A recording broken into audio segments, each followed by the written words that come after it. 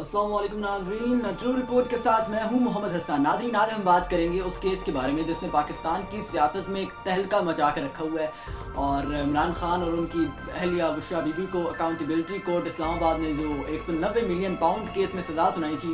इमरान खान साहब को 14 साल और उनकी अहलिया बुशरा बीबी को जनाब 7 साल की जो कैद सुनाई थी, उस केस को जनाब चैलेंज कर दिया गया है पाकिस्तान तहरीक इंसाफ की जानिब से। पाकिस्तान तहरीक इंसाफ ने इस फैसले को सख्ती से मुस्तरद करते हुए आला अदालतों से रुजू करने का ऐलान जो है वो कर दिया है। उनके वकला जो हैं जैसे सलमान अकरम राजा साहब और बैरिस्टर सलमान सफदर की जानिब से जनाब दरख्वास्त दायर की गई है और मुतअद्दिद दलाइल भी पेश किए गए हैं जिनमें कहा गया है कि ये जो सज़ा है ये सियासी इंतकाम का नतीजा है। नाज़रीन, दरख्वास्त में दावा किया गया है कि अदालतों ने सबूतों को दुरुस्त तरीके से नहीं समझा और कई अहम हक़ाइक़ जो थे उनको नज़रअंदाज कर दिया, जिसकी वजह से ये सज़ा जो है वो गैर महफूज करार पाती है।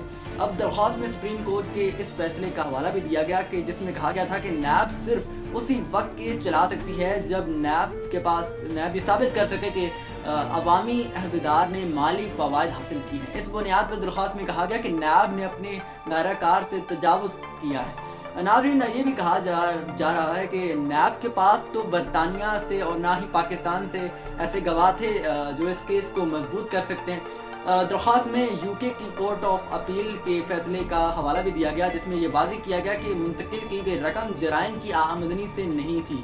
नाज़रीन, अब यहाँ पर तहरीक इंसाफ का जो मौक़िफ़ है वो ये है कि जनाब हमसे तो सियासी इंतकाम लिया जा रहा है और हुकूमत का ये मौक़िफ़ है कि भाई चोर को उसकी चोरी की सज़ा मिल रही है।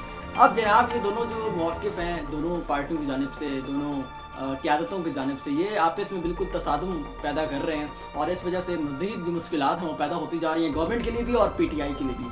अब जनाब जो है सूरत हाल ये बन रही है। रिसेंटली आपको बताया गया कि अली अमीन गन्नापुर साहब को जो है वो खैबर पख्तूनख्वा की सदर से हटा दिया गया, जुनैद अकबर साहब को नामजद कर लिया गया। तो अब ये जो तब्दीलियाँ होने जा रही हैं तहरीक इंसाफ से, अब पता नहीं अल्लाह जाने कि सही साबित होंगी कि नहीं होंगी। इमरान खान साहब जेल से बैठ कर ये दावे किए जा रहे हैं। दूसरा, आप पिछले दिनों खबरें आई कि जनाब शेर अफजल मरवत साहब को जनाब कानूनी टीम से निकाल दिया गया है। तो अब ये बहुत बड़ी बड़ी तब्दीलियाँ जो हैं वो तहरीक इंसाफ के अंदर रूनुमा होनी शुरू हो गई हैं। तो अब देखते हैं अगले दिनों में क्या होता है। तब तक अपना और अपने इर्द गिर्द के लोगों का बहुत बहुत ख्याल रखें और मुझे दीजिए इजाज़त। अल्लाह हाफ़िज़।